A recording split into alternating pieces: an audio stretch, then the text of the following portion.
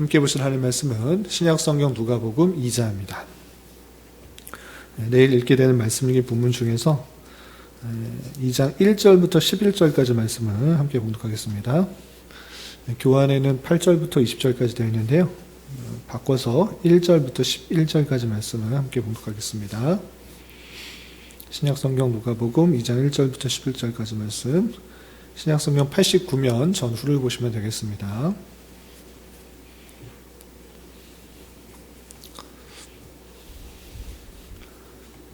찾으셨나요? 함께 봉독합니다.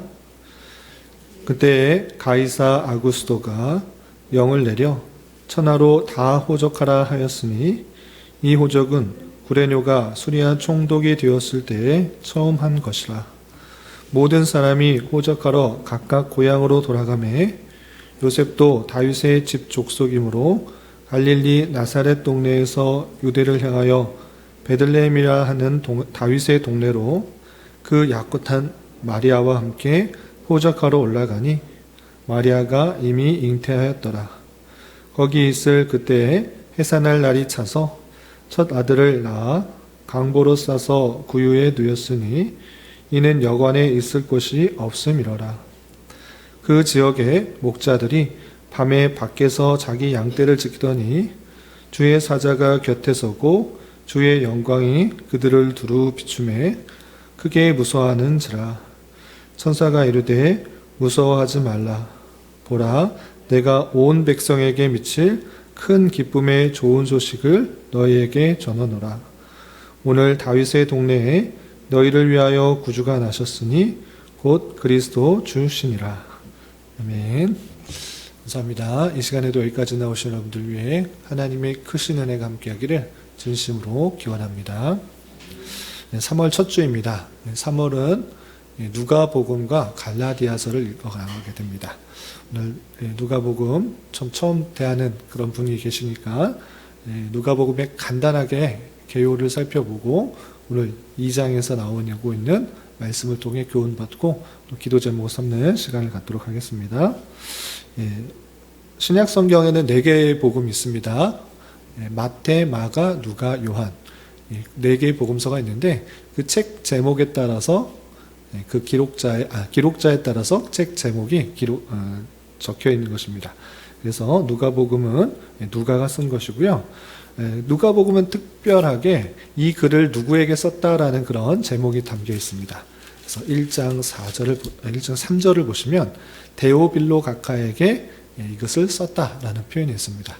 그래서 데오빌로에게 1차적으로 읽히는 책이고, 그리고 오고 오는 세대 모든 성도들에게 함께 읽히는 그런 의미가 있다라고 할 수 있습니다.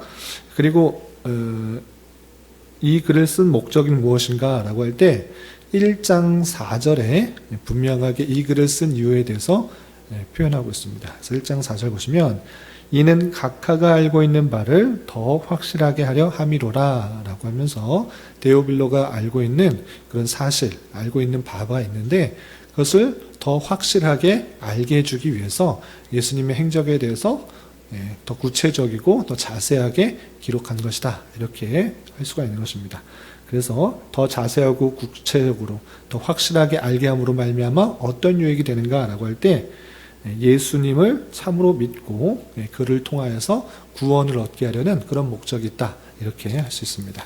그래서 4개의 복음서에서는 동일하게 예수님이 어떻게 태어나셨고 어떤 일을 하셨으며 어떻게 돌아가시고 부활하셨는지 그 내용들이 담겨 있다라고 할 수 있는데 특별히 누가복음은 공간의 이동에 따라서 그것을 기록하고 있는데 예루살렘을 향하여 이렇게 예루살렘을 향하여라는 표현이 4번씩이나 등장하면서 예수님께서 마지막 그 예루살렘에서의 궁극적인 사역들을 이루시기 위해서 나아가는 그 모습들로 그려져 있다. 이렇게 생각하시면 되겠습니다. 그래서 마태, 마가, 누가 이것은 공간 복음에서 비슷한 관점으로 쓰여졌다라고 해서 공간 복음인데 공간적인 이동에 따라서 예수님의 사역이 기록된 것이 마태, 마가, 누가고요. 반면에 요한복음은 공간적인 이동이 아니라 어떤 순서에 쓰였을까요? 시간적 이동, 시간에 따라서 예수님께서 어떤 사역을 하셨는가 이렇게 기록되어 있는 것입니다. 이런 참고를 해두시고 읽어가시면 좋을 것입니다. 누가복음 2장, 오늘 살펴볼 누가복음 2장에서는 아주 여러분들에게 익숙한 그 장면이 나옵니다. 예수님께서 어떻게 탄생하게 되셨는지, 그리고 탄생했을 때 어떤 일들이 있었는지 나와 있는 부분이 2장인 것입니다. 내용을 보시면 1절부터 5절까지는 그때 당시 가이사 아구스도라는 그런 왕이 명령을 내리게 됩니다. 그래서 명령을 무엇을 내렸느냐? 천하로 다 호적하라 라고 해서 원래 고향에 들어가서 너가 어디서 났는지 그것을 다 기록하도록 명령을 내렸던 것입니다. 그 명령을 따라 요셉도 원래 자기의 고향인 베들레헴으로 가서 호적을 하려고 하는데 그 결혼하였던 그 마리아와 함께 내려갔는데 거기서 그 마리아가 임신을 하였던 그런 상태이기 때문에 그곳에서 아들을 낳게 되고 아들을 구유에 누이게 됩니다. 그런데 그 아들은 다름 아니라 예수였던 것입니다. 그래서 그 예수가 구약 성경에서 계속적으로 예언되었던 그 메시아이기 때문에 그 탄생한 것을 천사가 들의 양을 치르기 위해서 있는 목자들에게 알려주게 됩니다. 그래서 10절에 보시면 천사가 그 목자들에게 두려워하지 말라, 무서워하지 말라, 보라, 내가 온 백성에게 미칠 큰 기쁨의 좋은 소식을 너희에게 전하노라. 오늘 다윗의 동네에 너희를 위하여 구주가 나셨으니 곧 그리스도 주시니라 라고 하면서 그 메시아가 탄생한 것을 알려주고 그 소식에 따라 목자들이 그곳에 가서 하나님께 찬송하고 찬양하는 그 장면이 계속 이어지게 됩니다. 이렇게 2장에서는 크게 세 가지 이야기가 나오는데 첫 번째 이야기는 가이사 아구스토의 호정령으로 요셉의 가족이 베들레헴으로 이동한 것. 두 번째 이야기는 그 베들레헴에서 요셉과 마리아가 아기를 낳았던 것, 그리고 그 아이를 구유에 누겼던 것. 그리고 세 번째는 들판에서 양을 치던 목자에게 천사가 나타나서 오늘날 다윗의 동네에 너희를 위하여 구주가 나셨으니 곧 그리스도 주시니라 라고 하면서 그 내용이 너희에게 온 백성에게 미칠 큰 기쁨의 좋은 소식이다 라고 해주었던 그 내용들을 살펴보겠습니다. 이 내용들 그냥 알고만 넘어가는 것이 아니라 여기서 우리가 깨달아야 될 것들을 우리가 살펴볼 수가 있는 것입니다. 어떤 내용들이 있는가라고 했을 때 첫 번째 단락에서 예수님께서 베들레헴으로 요셉의 가족들이 베들레헴으로 나가게 되는데 그 왜 그쪽에서 태어나셨는가를 생각해 봤으면 좋겠습니다. 그것은 그냥 눈앞에 보이는 원인은 가이사 아구스토의 호정령이 있었기 때문에 그 호정령에 따라서 요셉이 갈릴리에 있다가 다시 베들레헴으로 가서 오게 되고 그것에 따라서 아이를 낳게 되는 그 모습을 볼 수 있습니다. 그래서 1차적인 원인은 가이사 아구스토의 호정령이지만 실제 이 일들은 선지자의 예언이 실현되고 있다는 것을 우리는 잘 살펴봐야 될 것입니다. 미가서 5장 2절과 마태복음 1장 6절에 보면 그 베들레헴에서 메시아가 날 것을 이미 예언하고 있고 그것이 실행되고 있다라는 사실을 우리는 살펴볼 수 있어야 됩니다. 이것을 통해서 우리가 깨달을 수 있는 것은 무엇인가라고 할 때 하나님께서는 이 세상 모든 만물을 통치하셔서 하나님의 뜻을 이루어 가시구나를 생각할 수 있는 것입니다. 그래서 우리는 하나님의 말씀을 잘 깨달아 말씀이 실현되고 있다는 사실들을 잘 깨달을 수 있어야 될 것입니다.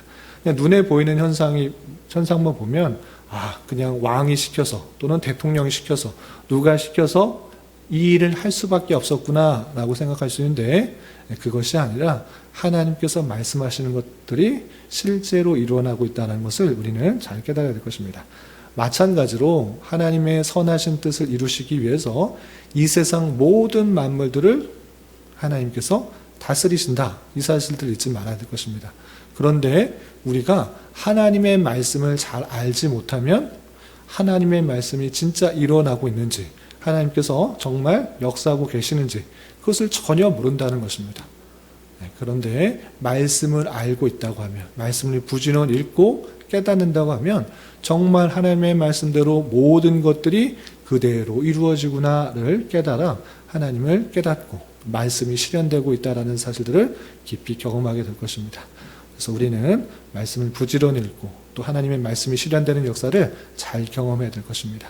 이런 은혜가 저와 여러분 우리 모두에게 있기를 진심으로 기원합니다. 두 번째, 예수님께서는 구유에 태어나셔서 구유에 누우셨다. 구유에 태어나셨다라고 표현되고 있는데, 그럼 왜 구유에 태어나셨을까? 예수님은 메시아인데 이 세상 구약에 그렇게 예언되었던, 약속되었던 그 메시아인데 왜 이렇게 보잘것없는 낮은 곳에, 허름한 곳에 머물게 되었는가를 생각해 봐야 될 것입니다. 그냥 눈에 보이는 단순한 오인은 사람들이 이미 여관을 차지하여서 있을 곳이 없었기 때문에 하는 수 없이 그 마리아가 애를 낳아야 되는데 이미 여관들이 다 차 있으니 어쩔 수 없이 구유에서 낳았다. 이렇게 생각할 수 있는데, 그것도 아무런 어쩔 수 없이 낳아진 것이 아니라 의미하는 바가 크다라는 것입니다. 그것은 무엇이냐? 예수님께서 왕궁에서 태어나지 못할 능력이 있는 것이 아니라, 못하는 것이 아니라 그럴 능력이 있으심에도 불구하고 주님께서 이 땅에 오신 것은 높은 게 많은 사람들이 우러러 보면서 인정을 받으려고 하기 위해서 왔던 것이 아니라 정말 낮아진 모습으로 보여주기 위해서 구유에 나셨다는 것입니다. 그것이 아주 중요합니다. 예수님께서도 물론 왕궁에서 멋진 모습으로 태어날 수도 있으심에도 불구하고 주님께서 이 땅에 오신 자체, 그 영광의 하나님께서 사람의 모습으로 오신 자체, 그 자체가 정말 낮아지심의 모습이라는 것입니다. 태어날 때뿐만 아니라 주님께서 사역하시면서 계속적으로 제자들에게 말씀하신 것이 무엇이냐? 인자는 섬김을 받으러 온 것이 아니라 섬기러 왔다라고 표현했고, 이 땅에 그 왕들을 무찌르고 내가 왕이 되겠다 이렇게 하지 않으시고 십자가를 지시고 돌아가시기에 이 땅에 오셨다라는 것을 분명히 밝혀줬다는 것입니다. 그런 줄 알아 그를 믿고 따르는 제자 된 우리 또한 그러한 삶을 본받아야 될 것입니다. 주님께서는 아무것도 가지 않으시고 하나님의 그 사랑하시는 백성들을 위해 십자가에 달려 돌아가셨는데, 우리는 그 주님을 불러가면서 더 많은 것을 얻으려고, 더 많은 것을 누리려고, 더 많은 것을 가지려고 그 이름을 불러가고 있는 모습은 아닌가 되돌아봐야 될 것입니다. 주님께서 이 땅에 오신 이유가 섬김을 받고 더 많은 것을 가지고 더 높은 자리에서 그렇게 하시려는 것이 아니라 낮아지시고 섬기러 오신 모습을 잘 깨닫고 또 십자가를 지시기 위해서 이 땅에 오셨다는 것을 기억하며 제자된 우리 또한 이 땅에서 더 많은 것을 얻고 먹고 누리고 명예를 차지하고 더 높은 지위를 얻고 그런 것을 찾으나 세상에 어떤 것을 취하려는 것이 아니라 주어진 자리에서, 그 자리에서 주님의 마음으로 섬기는 자, 그런 자가 되어야 되는 것입니다. 또한 주님께서 십자가를 지신 것처럼 주님을 따르는 자는 자기 십자가를 지고 주님을 따르라, 이렇게 표현했던 것입니다. 나는 십자가 지기 싫어, 난 무거운 짐 내기 싫어, 나는 그냥 편하게 주님 따를 거야, 이런 모습이 아니라 각자에게 주어진 십자가가 있다는 것들을 기억하며 그 십자가를 잘 지고 주님을 따르는 자가 되어야 될 것입니다. 이런 삶을 살아갈 수 있는 저와 여러분 되시기를 주님의 이름으로 부탁을 드립니다. 그리고 마지막 한 가지 더 생각할 것은, 천사가 목자들에게 온 백성에게 미칠 큰 기쁨의 좋은 소식을 전하노라 라고 하면서 다윗의 동네에 그리스도 주가 나셨다 이렇게 말하고 있습니다. 그렇다면 왜 그 예수가 태어난 것이 온 백성에게 미칠 큰 기쁨의 좋은 소식인가를 잘 생각해 봐야 될 것입니다. 예수님께서 육신으로 이 땅에 태어나신 것은 주님께서 택하신 백성들의 모든 죄를 사해 주시기 위함인 것입니다. 이 죄사함의 은혜는 단순히 유대인들에게만 국한된 것이 아니라 온 백성에게 미치며 그로 말미암는 구원은 우리에게 가장 큰 선물인 것입니다. 우리는 신약만 주어진 것이 아니라 구약 성경도 함께 주어졌던 것입니다. 구약 성경을 통해서 우리가 계속적으로 확인한 것이 무엇이었습니까? 아담 이에 태어난 모든 사람들은 죄가 있기 때문에 하나님의 의를 만족시킬 수 있다 없다? 없다. 자신의 유익과 만족과 기쁨만을 위해서 살아가는 그 이 땅의 모든 백성들 다 부패하고 타락하고 하나님의 보시기에 심판받을 수밖에 없다. 죄인이다. 이것을 보여준 것입니다. 그런데 그대로 놔두시지 않으시고 하나님께서 택하신 백성들을 고치시겠다. 회복시키시겠다. 구원시키시겠다. 약속하셨던 것입니다. 그런데 그 방법을 중보자 되시는 메시아를 통하여서 그리스도를 통해서 대속의 은혜를 통하여서 구원하시겠다라는 그 방편도 알려주신 것입니다.